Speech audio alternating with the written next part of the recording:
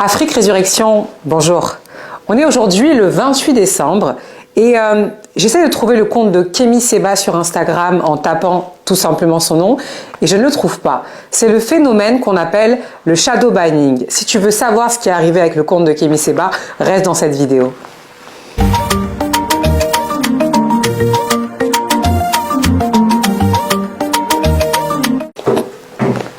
Il y a un phénomène sur les réseaux sociaux, une pratique, une règle qui vise à réduire l'audience d'un compte Instagram lorsque ce compte Instagram dérange.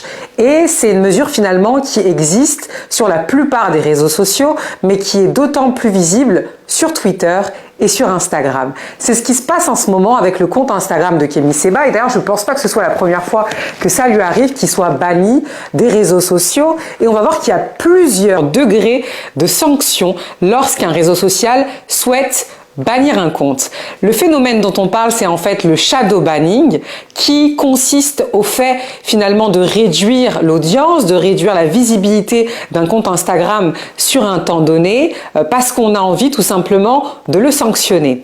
Alors, dans les faits, le shadow banning n'existe pas dans les conditions générales d'utilisation des réseaux sociaux, ni de Twitter, ni d'Instagram, ni de Facebook. Donc, lorsqu'on crée un compte et qu'on signe les conditions générales d'utilisation, ça n'y est pas. Et d'ailleurs, à chaque fois qu'on interroge le board d'Instagram à ce sujet-là pour en savoir un peu plus, il refuse tout simplement de répondre. Donc ça veut dire que c'est une règle qui existe, parce que c'est un fait, je vous l'ai montré, à chaque fois qu'on tape Kémy Séba et qu'on n'est pas abonné à lui, on ne va pas le trouver.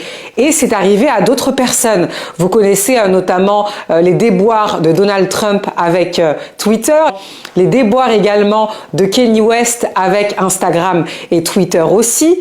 Et en théorie, en tout cas dans les conditions générales d'utilisation, on ne peut être banni d'un réseau social que si on a un comportement qui va à l'encontre de l'algorithme, un comportement qui va perturber ou en tout cas empêcher le bon fonctionnement de l'algorithme. Exemple, on va utiliser de façon abusive des hashtags. Autre exemple aussi, on va s'abonner, se désabonner ou avoir des comportements d'abonnement qui ne sont pas des comportements sains et normaux et qui auront aussi pour effet de dérégler l'algorithme. Là, on comprend, mais on a aussi un autre cas. Et cet autre cas-là, c'est des personnalités publiques, politiques, ou en tout cas souvent des personnalités, même si elles ne sont pas politiques, qui vont avoir un discours politique à un moment donné, qui vont être écartées des réseaux sociaux. Et là, il y a plusieurs façons de le faire. La première façon de le faire, c'est toujours sournois de la part des réseaux sociaux, c'est tout simplement de réduire votre audience. Ça veut dire qu'on va faire en sorte que lorsque vous faites un post, lorsque vous faites une story, eh bien le moins de personnes possible voient votre publication. Donc si vous avez par exemple 100 000 abonnés, il y a peut-être que finalement 800, 900 personnes qui vont voir ce post-là. Donc ça c'est vraiment la première étape et le premier niveau de sanction qui est à peu près invisible par l'utilisateur lui-même mais aussi par son audience. Alors si on estime qu'il faut vous taper encore plus fort sur vos doigts et qu'il faut aller encore plus loin, ce que l'on va faire, c'est qu'on va invisibiliser votre compte et c'est notamment ce qui se passe au travers du shadow banning, de l'exemple immédiat que je vous ai montré, au travers du compte de Kémy Séba. Donc ça veut dire que si vous êtes abonné à lui, potentiellement en ce moment vous voyez très peu de ses publications et en plus de cela, si vous n'êtes pas abonné à lui et que vous tapez son nom dans un moteur de recherche parce que vous l'avez découvert sur YouTube ou je ne sais quoi, eh bien vous n'allez tout simplement pas le trouver. Donc toute personne qui veut s'abonner à lui, qui s'intéresse à ce qu'il fait et qui tape son nom, ne va tout simplement pas le trouver. Et ça c'est le deuxième degré de sanction qui peut intervenir dans le cadre d'un shadow banning. Alors c'est pas tout. Les réseaux sociaux peuvent aller beaucoup plus loin et c'était ce qui est arrivé à Donald Trump d'ailleurs, c'est qu'ils peuvent tout simplement vous bannir. Un jour vous arrivez, vous vous connectez, vous mettez votre nom et votre mot de passe et vous vous apercevez que votre compte n'existe plus parce qu'il a tout bonnement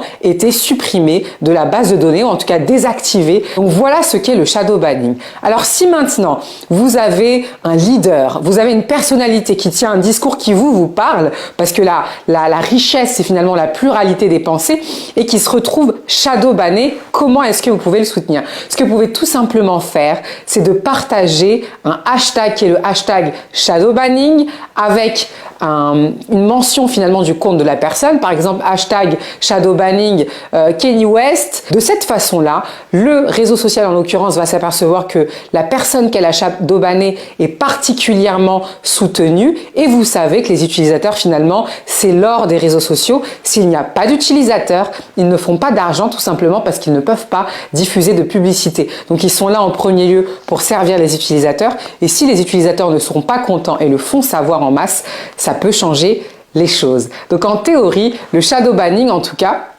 c'est censé sanctionner un comportement abusif, mais on s'aperçoit que bien souvent, ça sanctionne une idéologie, des idées qui vont peut-être à l'encontre de je ne sais qui. Et c'est ça finalement la question.